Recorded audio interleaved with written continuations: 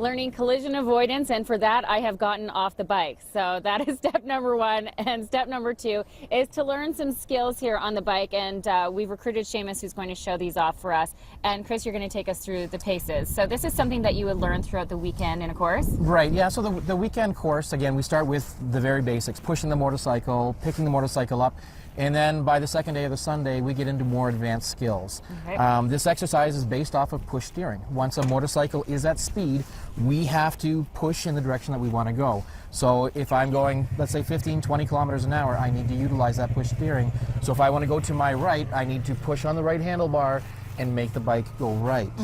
Taking that one step further, we're going to have Seamus demonstrate that in the event of an emergency, say Seamus was coming down on Deerfoot and a couch fell down in his lane, Seamus very quickly has to make a decision, either have to push right or push left to go around that obstacle. Okay, so we've mocked up an obstacle course here, and Seamus is standing by. So what are we going to see Seamus do? Okay, so I'm going to be the emergency for Seamus. I'm going to tell Seamus to come down, and I'm going to point in the direction that I want Seamus to go. Okay. All right, so I'm just going to run out to my spot. All right.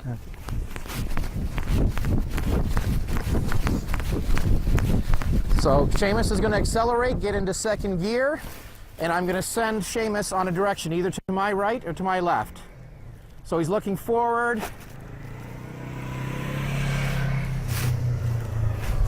And just with simple controls of the bike, either the push the right or the push the left, and he was able to avoid the obstacle. Okay, so you're introducing the element of spontaneity and how that would work. Absolutely. To mock up a situation like that. So this is an important skill, and by day two, you're learning something like this. Absolutely, yeah. So the course progresses rather quickly, but you know, by day two, you know, the students are getting up to speed, and they're starting to have a lot of fun. This is it's a fun exercise. I know the element of emergency scares people, but once you're out there doing it, it's a lot of fun. And especially if you're feeling prepared and you have those skills, then you're going to feel more confident by the time you get out on the road. Absolutely, yeah. Absolutely. Okay, so that's the important part, and you can sign up for these courses at SAIT.ca, and they're running throughout this summer here in partnership with SAIT, and we'll put those links up on our website, breakfasttelevision.ca.